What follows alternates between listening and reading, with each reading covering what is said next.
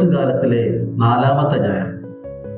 മനുഷ്യ ജീവിതത്തിൽ ഒരു മനുഷ്യനുണ്ടാകുന്ന അംഗവൈകല്യങ്ങളിൽ ഏറെ ദുഷ്കരമായി എനിക്ക് തോന്നിയിട്ടുള്ളത് അന്ധത ബാധിക്കുക എന്നുള്ളതാണ്.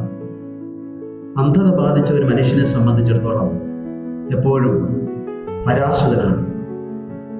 എങ്ങോട്ടെങ്കിലുമൊക്കെ യാത്ര ചെയ്യണമെങ്കിലും സ്വന്തം ആവശ്യങ്ങൾ നിറവേറ്റണമെങ്കിലും എപ്പോഴും പരസഹായം അത്യന്താപേക്ഷിതമാണ്.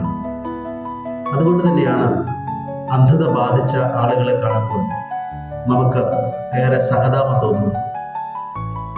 സുവിശേഷത്തിലും ഇപ്രകാരം അന്ധത ബാധിച്ച ഒരു മനുഷ്യനെയാണ് നാം കണ്ടുപിടുന്നത്.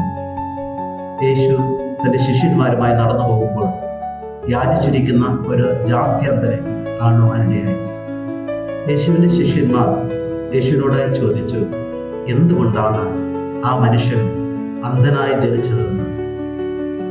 അവൻ്റെ പാപമോ മാതാപിതാക്കളുടെ പാപമോ മുത്തശ്ശൻ്റെയോ മുത്തശ്ശിയുടെയോ പാപമോ കാരണമല്ല അവൻ അന്ധനായി ജനിച്ചതെന്നും ദൈവത്തിൻ്റെ മഹത്വം അവനിലൂടെ പൂർത്തീകരിക്കുവാൻ വേണ്ടിയാണ് അവന് അന്ധത സ്വീകരിക്കേണ്ടി വന്നതെന്നും യേശു ഉത്തരമായി പറയുകയാണ്. തുടർന്ന് അന്ധനായ മനുഷ്യനെ സുഖപ്പെടുത്തുന്ന കാഴ്ചയാണ് നാം കാണുന്നത്. സുഖപ്പെടുത്തുവാൻ സാധാരണഗതിയിൽ യേശുനാഥൻ തൻ്റെ വാക്ക് പറഞ്ഞുകൊണ്ട് ഒരു വാക്കിൻ്റെ ശക്തിയാൽ സുഖം നൽകാറുണ്ട്. എന്നാൽ ഇവിടെ അതിന് വിഭിന്നമായി ആ മനുഷ്യൻ്റെ മുന്നിൽ മുട്ടുകുത്തി തുപ്പലുകൊണ്ട് ചെളി ഉണ്ടാക്കി ആ ചെളി ആ മനുഷ്യൻ്റെ കണ്ണുകളെ പുരട്ടി സീലോഹ കുളത്തിൽ പോയി കുളിക്കുവാൻ വേണ്ടി ആവശ്യപ്പെടുന്നു. കഷ്ടപ്പെട്ട് വീണ്ടും യാത്ര ചെയ്ത് ആ കുളം കണ്ടെത്തി കുളിക്കുക എന്നത് അല്പം പ്രയാസമാണെങ്കിലും ആ പ്രയാസമേറിയ ജോലി ചെയ്തുകൊണ്ട് ആ മനുഷ്യൻ പൂർണ്ണമായ കാഴ്ചയിലേക്ക് കടന്നു വരികയാണ്.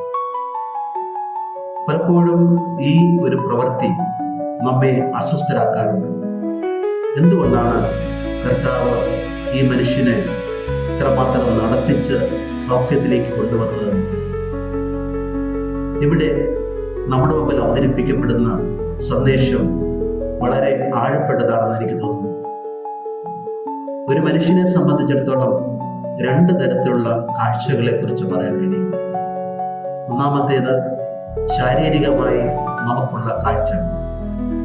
ഭൗതികമായ വസ്തുക്കൾ തിരിച്ചറിയുന്നതിനും ഭൗതികമായ പ്രവർത്തനങ്ങളിൽ ഏർപ്പെടുന്നതിനും ഭൗതികമായ കണ്ണുകൾ തുറന്ന് പിടിച്ചുകൊണ്ട് നമുക്ക് കാര്യങ്ങൾ നിറവേറ്റുവാൻ കഴിയും.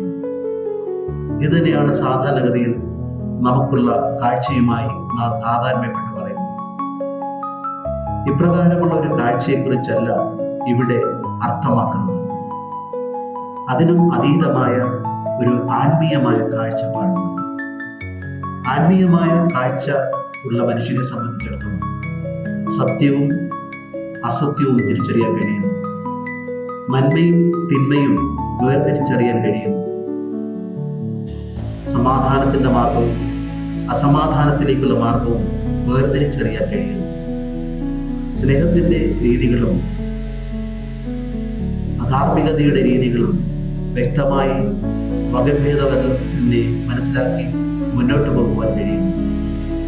ഈ ഒരു കാഴ്ചപ്പാടാണ് നമുക്കെല്ലാവർക്കും ഉണ്ടാകേണ്ട യഥാർത്ഥ ഉൾക്കാഴ്ച എന്നത്.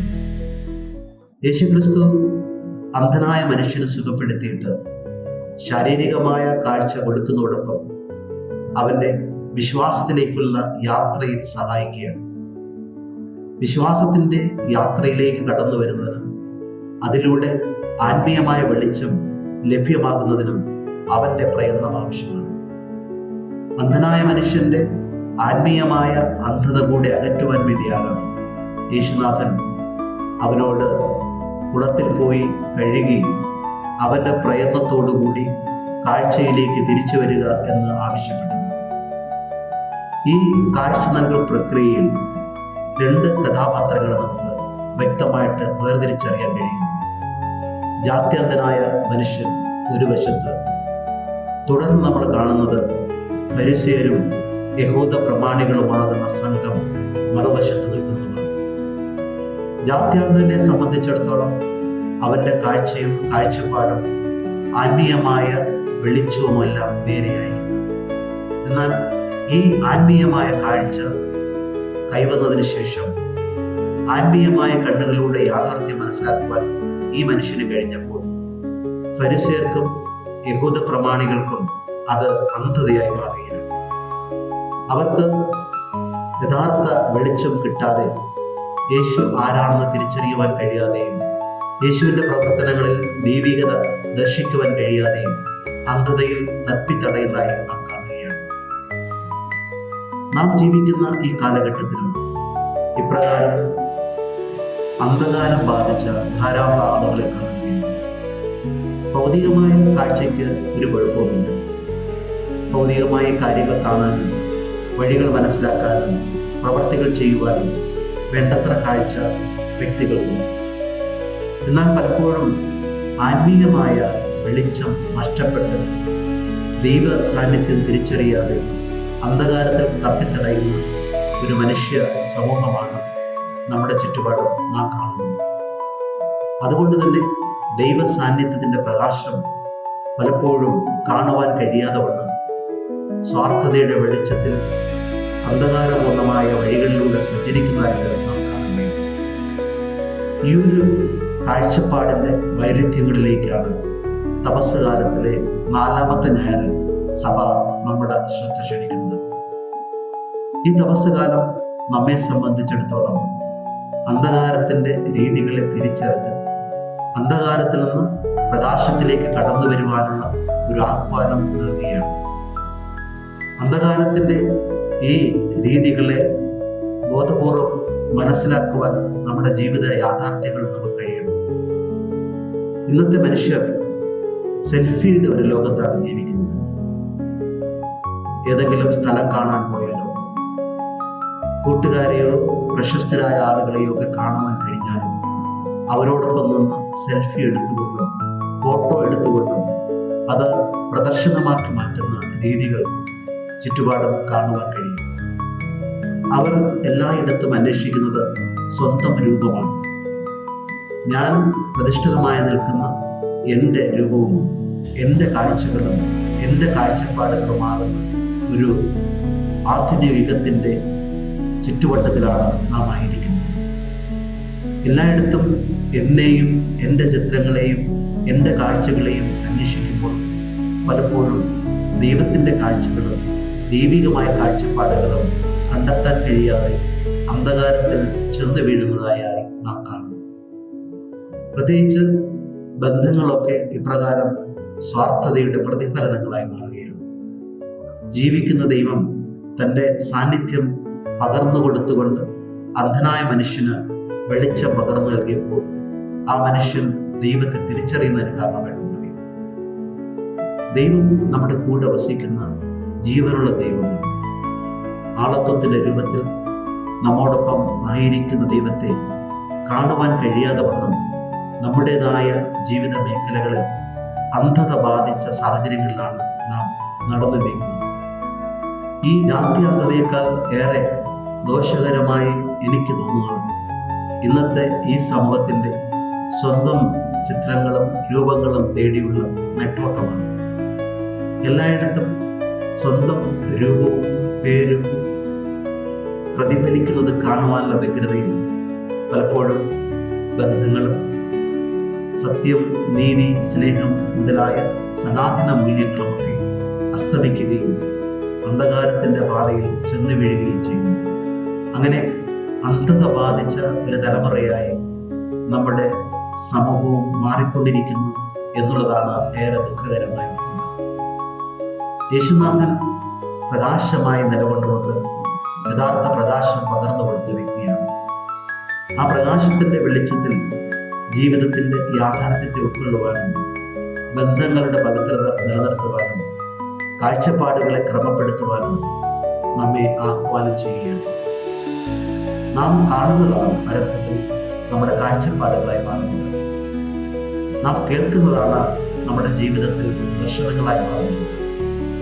കാണുന്നതും കേൾക്കുന്നതും സ്വന്തം രൂപവും സ്വന്തം ശബ്ദവുമാണെങ്കിലും അവിടെയൊക്കെ സ്വന്തം ഇഷ്ടാനിഷ്ടങ്ങളുടെ താല്പര്യങ്ങളുടെ വെളിച്ചത്തിൽ അറിഞ്ഞോ അറിയാതെയോ അന്ധകാരത്തിൻ്റെ ബന്ധനങ്ങളിൽ ചെന്ന് വീഴുന്നതായി നമുക്ക് അനുഭവപ്പെടുകയാണ്.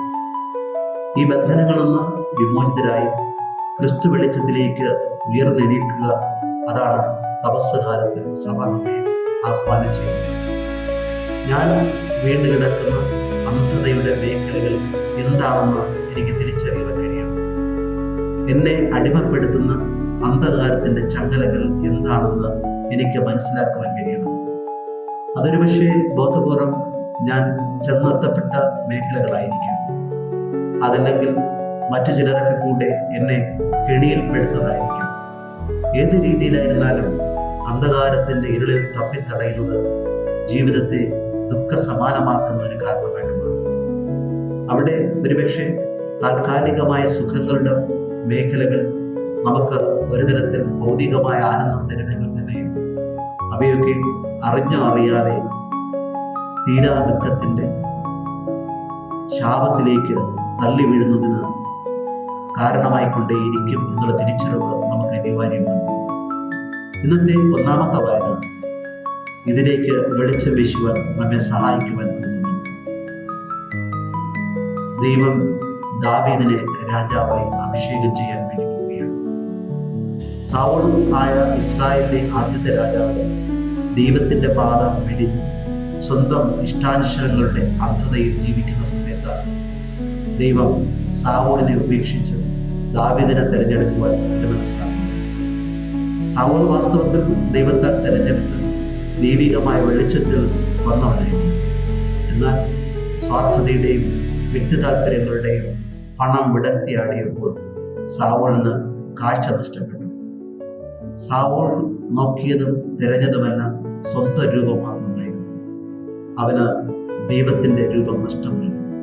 ദൈവത്തിൻ്റെ വെളിച്ചം ജീവിതത്തിൽ അനുഭവിക്കുവാൻ കഴിയാത്തവണ്ണം അന്ധകാരത്തിൽ തപ്പിത്തടയുന്ന സ്വാർത്ഥതയുടെ ആരൂപമായി മാറി. അപ്പോഴാണ് ദൈവം ദാവീദിനെ തെരഞ്ഞെടുക്കുവാൻ തീരുമാനിക്കുന്നത്. ദാവീദിനെ തെരഞ്ഞെടുക്കുവാൻ സാമുവേൽ പ്രവാചകൻ അഭിഷേകം ചെയ്യുവാനുള്ള തൈലവുമായി ജെസ്സയുടെ ഭവനത്തിൽ കടന്നു. ജെസ്സയുടെ ശക്തനും ധീരനും സുന്ദരനുമായ മകനെ അഭിഷേകം ചെയ്യുവാൻ വേണ്ടി തീരുമാനിച്ചു. എന്നാൽ ദൈവം അവനോട് പറഞ്ഞു, അവനല്ല. അങ്ങനെ 6 മക്കളെയും ദൈവം നിരസിച്ചു. അവസാനം ജെസ്സയോട് സാമുവേൽ പ്രവാചകൻ ചോദിച്ചു, ഇനി മക്കളാരെങ്കിലും ഉണ്ടോ? അപ്പോഴാണ് ജെസ്സ പറയുന്നത്, ആടുകളെ മേയ്ക്കുവാൻ പോയ ഒരു ബാലനുണ്ടെന്ന്.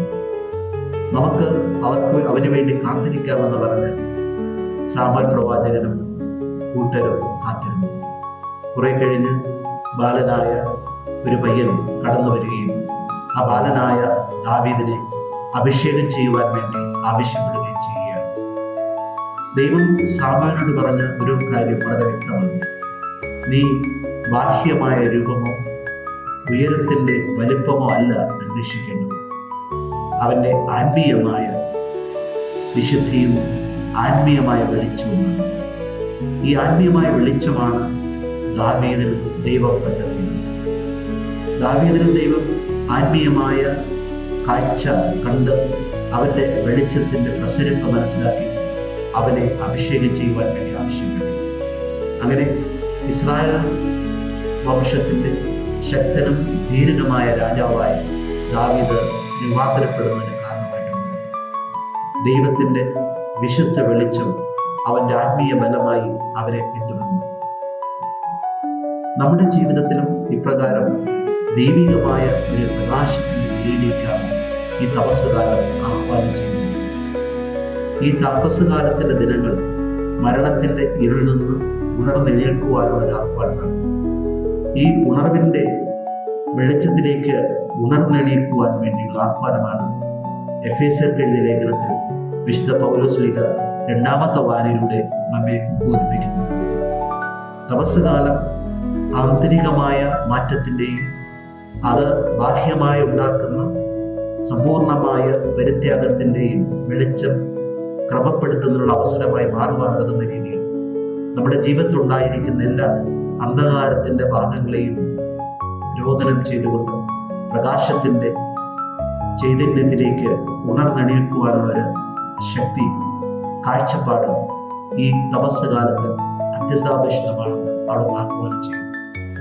അതിനൊതുങ്ങുന്ന രീതിയിൽ നമ്മുടെ ഓരോരുത്തരുടെയും ജീവിതത്തിൽ നാം അനുഭവിക്കുന്ന അന്ധകാരത്തിൻ്റെ കെട്ടപ്പെട്ട ബന്ധങ്ങളെ, പാപം കൊണ്ട് നിറഞ്ഞ ഇരുളിൻ്റെ താഴ്വാരങ്ങളെ രോദനം ചെയ്തുകൊണ്ട് പ്രകാശത്തിലേക്ക് ഉണർന്നെഴുക്കുവാൻ, പ്രകാശത്തിൻ്റെ വെളിച്ചത്തിലേക്ക് പറന്നുയരുവാൻ സർവശക്തനായ ദൈവം വെളിച്ചം നൽകുവാൻ വേണ്ടി, നമ്മുടെ കണ്ണുകൾ തുറക്കുവാൻ വേണ്ടി ചേറുമായി നമ്മുടെ മുമ്പിൽ നിൽക്കുന്നു. ഈ ചേറ് നമ്മുടെ കണ്ണുകളിൽ പൂശി, ശരീരത്തിൽ പൂശി, നമുക്ക് യേശുക്രിസ്തുവിൻ്റെ രക്തത്താൽ കുളിച്ച് പുതിയ ഉണർവിൻ്റെ പർദീസയിലേക്ക് ഉയർത്തെഴുന്നേൽക്കുവാൻ തപസ് കാലത്തിലെ അവശേഷിക്കുന്ന ദിനരാത്രങ്ങൾ സഹായകമായി തീരട്ടെ എന്ന് പ്രാർത്ഥിക്കാം.